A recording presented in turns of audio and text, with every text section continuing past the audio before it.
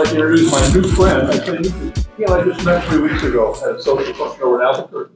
I was so fascinated with all the things that he's accomplished, things that he wants to accomplish, and the way that he delivers himself. So I asked him to come speak to you guys. There's three kinds of people in the world: people that make things happen, people that watch things happen, and people that wonder what happened. He's in the first category. He makes things happen. He's got some great advice for you. It's pretty simple, too. Some great advice. The other classes, we've had more people raise their hands and ask him questions than we've ever had for any guest speaker.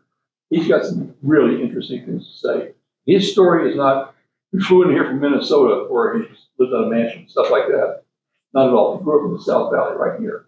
Went to school here. Not Rio Rancho, they went to school here. But in fact, I think you said your father went to Lincoln. My father went to Lincoln, and I also went to, lived in Rio Rancho. That's back when Lincoln was part of APS. Yeah. Okay, so pay attention to our speaker. Okay, so I have a little writing prompt for you. Sorry, I'm sorry. Oh, no, it's all good. You could just... Sweet. It's just 5 minutes of your time, and it's kind of get your head wrapped in where we want to go with all this. I think it's super important to be able to reflect on these kinds of things later on in life. And I'm not going to ask you to share these things out loud, but I ask you to be very truthful to yourself when you write them down, because it does mean a lot. I write a lot in my journal and reflect on things, and I look back onto it, and I'm like, oh, that guy was an idiot, or that guy was, yeah, he was in the right place. He just needed to do this. And then I think about how I can apply it today. So I'm not going to ask you to share it, but I do ask that you be truthful, because it'll get your brain into where we want to be. So I'm going to put 5 minutes on the timer. Answer those Go three ahead and questions. finish up that thought. And while you're doing that, little disclaimer, I've never claimed to be a public speaker. I get quite nervous, actually. So these things are fun. When Bruce had asked me when your teacher had asked me if I wanted to come over here and give a presentation, I had no idea what I was going to say, but I thought, what would I want to know when I was your guys' age? And what kind of things what did my life look like at that time, and what kind of things that I want to know? And so I kind of adapted this presentation / sharing of knowledge. Actually, your teacher was wonderful enough to make this presentation for you. I didn't make a presentation. Everything is from my head right now, based off of stories that I have from things that I've done, because I think that's more credible to say that I've done these things. This is my advice from things that I've done, rather than just telling you what I think you should do. And so your head's in this space right now. That's awesome. And what else did I want to say? I used to sit in a chair just like your guys' is right down the street. Actually, I've been in New Mexico my whole life, and I've probably had problems very similar to yours. So nice to meet y'all. The first thing I want to talk about is what life was like for me early on. I told my grandpa that I wanted to be a construction worker, and he was like, "You want to be a construction worker? Why do you want to do that?" With his voice, and I thought, well, I like to build things with my hands. And he was like, well, what kind of things? I could tell by the slight resistance in his voice and the little wrinkle in his brow that he was like, hey, give it a little bit more time and then let me know what you think. And so I did. That was his way of telling me to think bigger. And at the time, I had started taking apart my toys from when I was younger. And I took apart my toy truck, and I took the motor out of it, and I hooked it up to some batteries, and I made it run really, really fast. And I was like, oh my gosh, I did that? That's like magic. And I hooked it up to some lights, and I broke the lights because I burnt them out. And I thought, I want to be a magician. I want to control that, because it's a bunch of invisible forces that, to the naked eye, a circuit board is just magic. And I wanted to be a magician. So after many hours of studying and talks with people that were my age or mentors, people with similar interests, and many rejections from jobs and few acceptances from people that believed in me, I became an electrical engineer. I work at Boeing, and we play with lasers. You got a question? Like the company that makes the big screen? Exactly.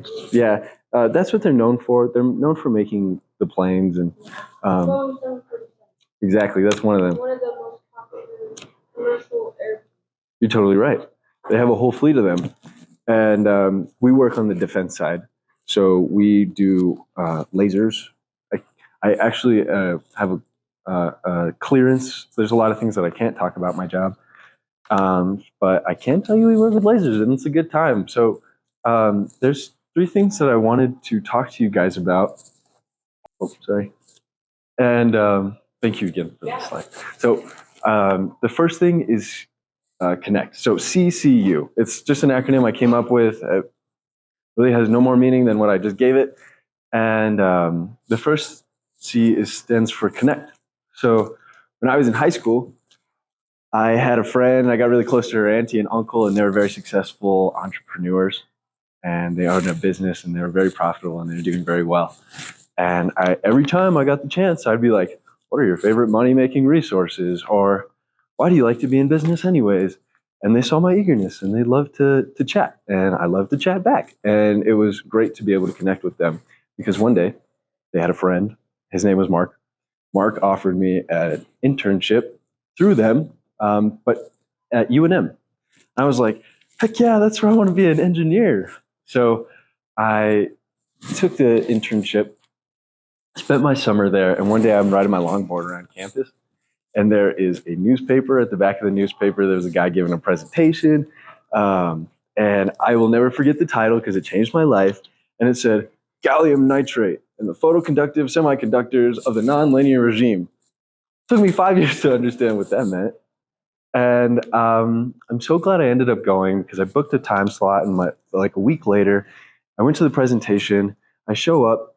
I'm just this cheeky little boy with just a bunch of eagerness. I had a bunch of acne all over my face, and I didn't fit in at all. I was the youngest by like 30 years. And the presenter is like, "What's this kid doing here?" And I just sit off to the side, and we make it through the PowerPoint. And I just remember eating all of his snacks. And a professor ends up staying afterwards, and she starts asking me questions. She's like, "What are you doing here? Are you going to be here in the fall? And oh, you interested in engineering? That's why you're here. That's really cool." And I just remember being like super shy and like, yeah, yeah, yeah. But she was easy to talk to. So we talked for a while, and she ends up asking me a question. She was like, "You want to come see my laboratory?" And I was like, "Yeah, I do. I want to go see your laboratory." So she takes me downstairs, and she shows me all these equipments, all these machines that drill, cut, tap, that make circuits, that 3D print. And I thought, I want to do more of that. And so she saw how excited I got about all these things, and she offered me a job, like right then and there. And I wish I had like a camera of what that was like, because she was like, she was like, "You want a job?" But and what I thought I said in my head was, "Yeah, that would be awesome, thank you."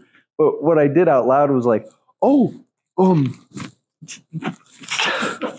and I just broke, and I was like, "Yes, please, I would want nothing more than that job."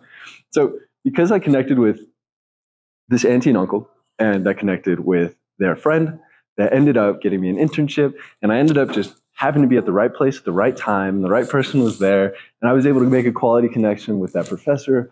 I got the job, and that was the start of my professional life. And I was so grateful for everything that she had offered me. It was like, to this day, I'm so grateful for her. You've heard it's not what you know, but who you know, and it's definitely a mixture of that. It's what you know for sure. That'll get you in the door. But what'll get you to the door is sometimes who you know. I have so many stories of how I just made this positive relationship with the right person at the right time, and it ended up being so fruitful, in the sense that I didn't tell the last class this, but this class, I had made a friend. We started working out together, and he invited me to a gala where we raised money for orphans and scholarship funds, and it was a lot of fun. I ended up shaking this 4-star general's hand, and he ends up telling me, "Hey, did you know that there's snipers pointing at you right now?" I was like, "What?" And so you just end up being in the most crazy circumstances. I ended up meeting the governor that day too. But you just never know exactly where you're going to end up. So I just urge you to make positive relationships with people, and connect in any way, because everybody has something interesting to say or do or show you about themselves. It's just for you to listen and be there. So That's what happened just 3 weeks ago when we met a connection. exactly, we were just at a small business thing, and I'm happy to be in this position. That was the first C. The next C is choose, and this one I'm not going to spend as much time on, but it's super, super important, probably the most important. So the first one is connect. The next one is choose, and that means choose your hard or choose your difficult. So in life, you have two choices. Whenever you're going to be faced with a task or an obstacle, or you have a habit that you want to make or break, and you think, oh, that's really difficult, or even a test that you want to study for, option A is you realize it's going to be difficult, and you're going to push through it. It's going to be difficult. That's okay. Option B, you realize it's going to be difficult, and you're not going to. You're going to cower away. You're going to say, I'm going to save that for tomorrow, something along the lines of that. I hope that you always choose option A, in the sense that things are going to be hard. That's okay. I found what works for me in making it up, breaking things down into smaller bite-sized chunks. So until it's easy for me to, do. So I have a few examples. I won't spend too much time. And it's like when you study for your test, you realize that's knowledge I don't know. That's history I don't know. So I have to spend some time putting that knowledge into my head until it sticks. And that's hard. Up to you. And that's okay. Or you have option B and you realize that all the knowledge in my head right now is all that I ever need. And I'm just going to stay stagnant because that's for somebody else. Cool. I hope you don't choose that option. Same thing with eating healthy or staying physically fit. I think those things are very important, and it's hard on a day-by-day basis, because when you are eating healthy, you have to choose to eat the apple instead of the cookie, and it's just those small decisions that you have to choose every day, rather than the long-term pain, which is regret, and that's a different kind of hard. And the fact that you might have a frail body that might fall apart, or you might get injured a lot, and that's a different kind of hard that I hope you guys don't have to deal with. And I hope that you do what you can when you can. Finances too. You guys probably don't have a job yet. You're probably looking forward to getting one, getting plenty of cash here in a little bit. I can tell you guys are going to be very successful people, and you're going to have to deal with some money. So I hope that you choose to say, I'm not going to spend all my cash right now. I'm actually going to end up saving it, because if I spend it right now, it's short-term gratification. And the pain that you get, the hard that it is if I do it today, it's hard because I have to make this hard decision, right? But the long-term pain is I might end up being, option B is I might end up having to live paycheck to paycheck, and that's a different kind of hard. So I hope that was explained all right. The last part of the story about you and Mario track factors. Yes, and that is part of the next bullet point. So the next one is being unlimited. So when I was in your position, when I was in 7th grade, I was alone, like all the time. Like I was isolated, and life at home just wasn't fun most of the time. I usually ate dinner alone, not always by my choice, but it's just things happen. And because I decided to keep on keeping on, like I always had done, I created opportunities for myself.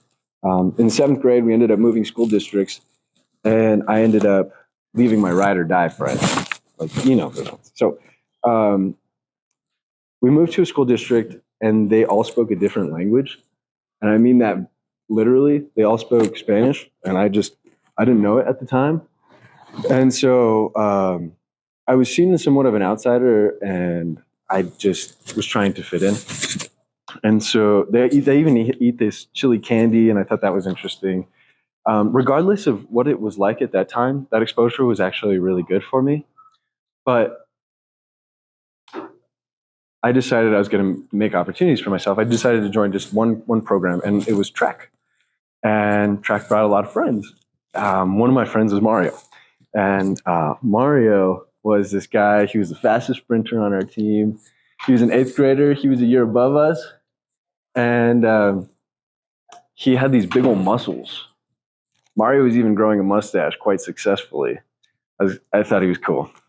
And Mario ends up showing me a lot of kindness. And so I end up showing a lot of people compassion because of it. So we're at track practice one day, and we're playing Duck, Duck, Goose. I'm like, Duck, Duck, Goose? What are we going to play Duck, Duck, Goose for? I'm at track practice. I'm ready to kick people's butts on the track. Well, he says, we're looking at each other the same way. And we're like, this belongs in PE class, not at track practice. And so we think, what are we going to do about it? We end up going to the coaches and we say, hey, Mr. Miss Coach, can we get a real track workout? And they were kind of offended. And they said, you know what, you can play Duck, Duck, Goose with everybody else, or you can go outside and run 3 miles around the track. And Mario has this sweet grin on his face. He's like, all right. And so I will never forget their face when we ended up choosing their punishment as our workout. And the teacher ended up having to be outside all and watch us. And we ended up running those 12 laps, even though I had told myself, I can't do any of this stuff. But Mario was like, dude, you totally could. And so we ended up going. And I'm very grateful to Mario to this day. And so, yeah, go for it. Can you still run fast? I can still run fast. Yeah, I still think I can. It's all in my head, though. Yes. I haven't talked to Mario in a while, unfortunately. He probably doesn't even remember me. But he impacted my life in a way that I'm forever grateful for. So, you were put into a district of all Spanish speaking people. Mostly, yes. Why? That was just the school district that we moved into. So when my mom decided to move in with my stepdad at the time, that was just the school. Now they taught in English, but most of the kids talked to each other in Spanish. And so I learned the Spanish Pledge of Allegiance, the U.S. Pledge of Allegiance, but in Spanish. And that was cool. I learned a lot. And that was really interesting. But I still find myself setting limits on myself to this day. Like, that's too high, I'm not going to jump. Or like, that's too many people, I'm not going to talk to them. Or that's a skill that's really, really hard. I need somebody to walk me through that step by step. And I still do that. Being wise, he's planning to run a marathon. Oh, I would love to run a marathon. Yeah, hopefully. Yeah. And that's just where I'm at. So you have to learn to push those ideas aside, or those limits that you set on yourself aside. And you probably don't even notice. And I hope whatever you wrote down on your piece of paper, there's no limits that are stopping you from getting to that point right now.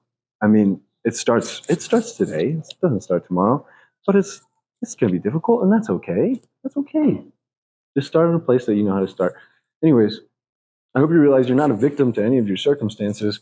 Rather, you're a victor. And life is extremely short. I had an exercise that I forgot to do last class, but did you know the odds of you existing at all are 400 trillion to 1? It's like you're more likely to get struck by lightning 4 times in a row. It's practically zero. Imagine all the ancestors that you had that had to meet for you to just exist. I think it's amazing. I think it's absolutely amazing. And if I were to make like a dot on this board every second for the next 13 million years, I would have to make a dot for it to equal 400 trillion. The average human that looks like me and like you, they've only been around 200,000 years. I'd have to make a dot on the second 13 million years to equal 400 trillion. 400 trillion to 1 is the odds of you existing. That's pretty crazy. We've all been given a gift, like big time. So pretty soon, it's crazy. It's crazy. So that's, I think, all that I have for the presentation point. Where did we leave off last time? Question. Right. And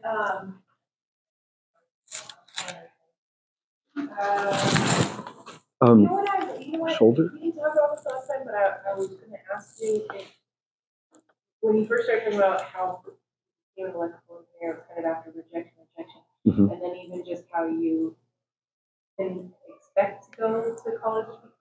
Mhm. Could you talk a little bit about that? Because I think they can all relate to that point in their life right now. Yeah, sure. Rejection is extremely powerful. I mean, failure in itself is extremely powerful, right? Like you heard that Thomas Edison didn't make the light bulb. I don't know what you heard. He actually had a bunch of students that made the light bulb. Thomas Edison is the guy that's known for taking the credit anyways. But in order for them to develop that, they had to go experiment after experiment. And every time that they had failed to put the filament inside of the light bulb that we used to use, now we use LEDs, but at that time, filament, they had an experiment fail, experiment. All it took was that one. When I was trying to get more experience, I had applied to work at places across the country. So I took up all these jobs to make up a bunch of money to put in my savings, like landscaping, or I worked at a pizza place, and I started my own tutoring business, and then I started applying to research labs across the country, and after like 10, I don't know, or so submissions, one guy was willing to take me in, and he worked in Denver, and he was like, "Yeah, you're more than welcome to come to my my robotics lab, and work for the summer." That's all I wanted. I was willing to work for free, as long as they would teach me. And COVID ended up striking, and it was a real big bummer. And so we put it off, and I ended up finding a different job. But it was just rejection after rejection after rejection until it takes that one person to believe in you. And usually that one person is yourself, because you need to believe in yourself if you want to put out those applications, not even for a job, but for anything everything. You just need to believe in yourself that, yes, I can learn that next study question. Yes, I can realize that I can lift more weight. And I only come up with those examples because those apply to me the most. Of course, there's your own special circumstances, and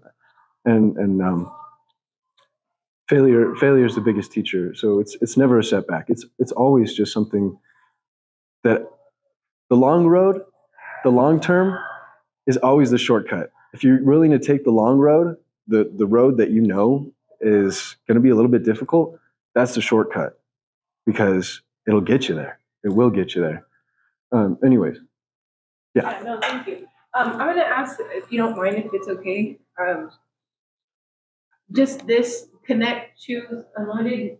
Can you guys pair and share and think about how you can relate to that? Because you guys came from elementary school to middle school, right? That was scary. How did you make connections with either people from your elementary school or people that you met in class or maybe outside of school altogether? But how can you relate to the importance of connection, the choices we make, and then how can we take this to make ourselves more unlimited? Okay, find a partner. Wait your partner. Does everybody have a partner? Okay. Take a minute to pair and share, please. So, are you having a rough Wednesday, buddy? Yes. Well, I'm glad you're here. I know. Anybody else want to share? What about connections? Anybody feel like you had a connection in your life that impacted you? Stanley? First day of elementary school, I met this one kid, and for some reason, we usually became friends, so friends to this day. And I have no idea how we became friends. He just kind of said, "Hey, do you like this sort of media or whatever?" I was like, "Yeah," and then we just became friends. That's cool. That's awesome. Yes. When I first kind of year, I like So I make and break metal into the point where if somebody gives me a design, I can go ahead and fabricate a specific thing that'll fit for their needs. I do a lot of coding on the computer, and I make things move, kind of like robotics, if that makes any sense. So we work with a lot of expensive machines and a lot of stuff I can't talk about because it's classified. It's just how it is. And you, man. Yeah. Okay. It's kind of not really a question, more of a comment. Yeah.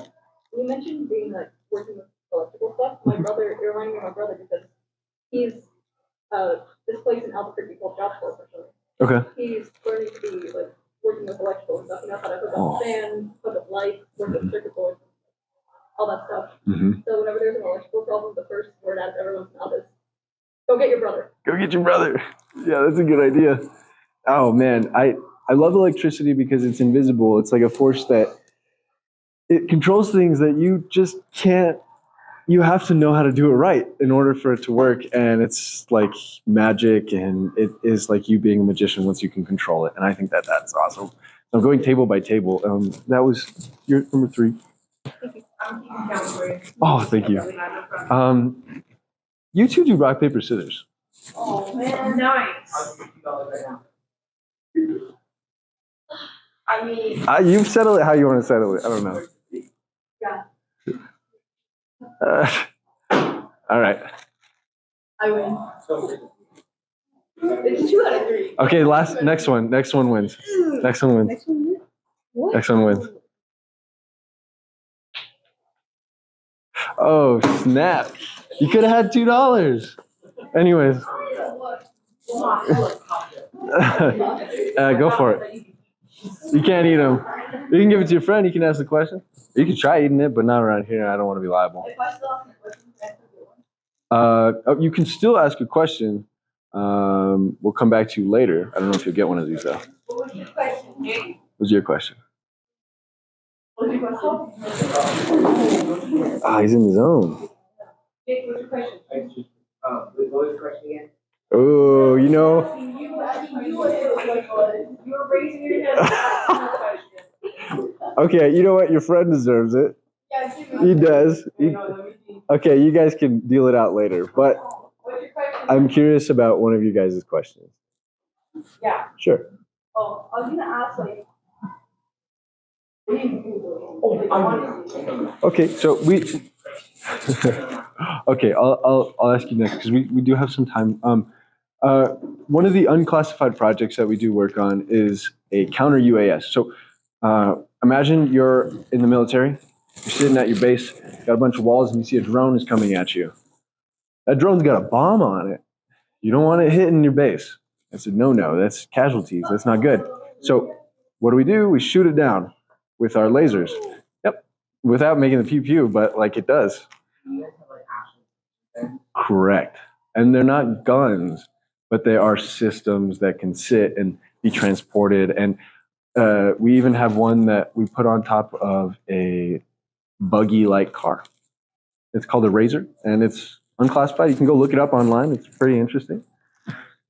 It is pretty scary. The future's a crazy place. You, man.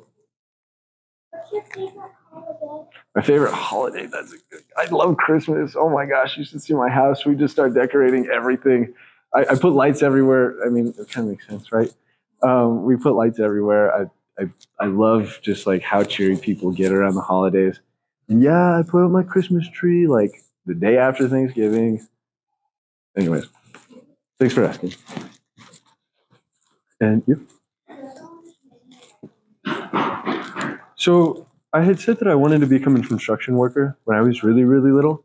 And it was built on the foundation that I wanted to work with my hands. And I have so many interests. I even wanted to go into the film industry for a long time. I wanted to make movies. I wanted to, yeah, of course I have so many things that I want to do. But at the end of the day, I get really excited when I still talk about these things. And that to me is an indication that I'm probably in the right space, in the right area, doing the right things for right now. You know what I mean? Like my interests can change. That's fine, of course. And what are we at? 6, 2 more. Oh, you had your hand up for a while. What's like the hardest event you have to like meet? One of the ones that wasn't at work, I made a self-riding whiteboard. That was cool. So I put a motor on the top left and right of the whiteboard, and it's on the website that I have, but the school's blocking it, which is fine. And it writes on the board by itself, and it's pretty neat. So you insert a picture. I didn't get it to work like 100%, but it writes like it'll like write things out, your to-do list for the day. That's pretty neat. It's Garcia, my last name, Isaac, Garcia, Isaac, ISAAC. I'll put it .com. in Google Classroom, but you guys won't be able to access it at school. Or you can probably check it out on Yeah. your phone or at home. You're more than welcome to ask me questions. I have one of the students is going to send me a link to a YouTube video that he thought was really interesting that I'm also really excited to see. So if you have anything that you want to share too, I'm also very excited to see what it is that's going on with you guys. And then I believe this is the last one, and you got it, sir. How big are those? They're pretty big. They're probably, it depends. So we do have this unclassified one that was so big that we put it on the front of an airplane, and it's called ABL. Actually, could I look that up? Yeah, absolutely. Okay, it's Bless you. bless you, salut. I have my question. Okay, while she's looking that up, what's your? I wouldn't want to do that. It's pretty. I wouldn't want to be touched that. You said ABL laser? Yeah, it's the airborne. Okay, we can click on it from here. Oh, sick. Yeah. Okay, so this whole thing is a laser, if you can believe it. Like, It's a laser on the. it's a laser on wings. It's in the sky. They ended up like stopping the program, but oh man, I met one of the scientists that got to go on like 130 of the flights, and it was amazing. So this whole thing just moves around like a big ball, and it has this piece of glass that shoots the laser out. So that's called the beam director, and it directs the beam where you want it to go. And so you got to imagine that there's so much math to this, because it's like there's this airplane that's flying, and there's something that they want to shoot. So how do you figure out exactly where you want to point that beam? You got to point the beam to a certain spot. You got to imagine what the velocity of that other thing is, and then you got to imagine what your own velocity is, and you got to just calculate for everything. And it's crazy. They're just brilliant people that work on brilliant projects like this. And then it's on healthcare, definitely. Actually, it's a part of the Geneva Convention to not point lasers at people, because it is such a crime to blind somebody. It is, I think, 90%, 85% of your sensory input as a human being. You have taste, touch, smell. Most of your senses come from your eyesight. That's how you take in information from the world. And if you take away someone's eyesight, that's just despicable. And so we as a world have decided that we're not going to do that. It's war, and people do some crazy things, but that's what we decided not to do. Like the A10 Warthog just with the laser. Kind of, yeah. It's like that. But Before we talk about chemical warfare, Oh, I watched this guy on YouTube called the Fat Electrician. He was yeah. Oh, dang. It will look, it's gotta be Let me around. see if it's a critical piece. The small one. Oh, you got that one? Yeah, it's a critical. Go for it. I'll trade you. And if you find it, let me know, and I'll give it to the next person. Yeah, that's pretty neat, huh? So, it's pretty neat. They take 4 hours to 3D print 6 of them. So, but every time that I had a break, I would just take them off and then print more, and then take them off and print more. Pretty soon, I'll probably make ones that look better than this, and in plenty of different colors, and it'll be more interactive. And Those are pretty cool. thanks. For like $1. I can't sell them because somebody else actually made them. Oh. So off the Creative Commons clause, it's somebody else's property technically. That one is supposed to have my website on it. It's really hard to see. But I can make things like that. That's part of the fun of my job. What kind of technology in the future are you guys looking forward to? Plane?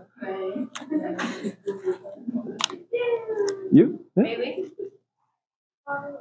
Cars? Like flying cars? Just more cars? That would be sick. That would be so cool. What if we can add a plasma launcher to a plane? I don't see why we can't. And I want you to be the first one to do it. I'm gonna be in the Marines. I can't do it. All right. Well, at least that's That's setting limits on yourself, man. Anyways, you could. You guys can, they have jobs within. Oh, yeah. military branch. Yep. In fact, that's what he's working for the defense part of Boeing, defense, military, partnership. See, Yeah, big we have time. less than a minute left after questions. Oh, hey, ladies and gentlemen, can you please give him a round of applause?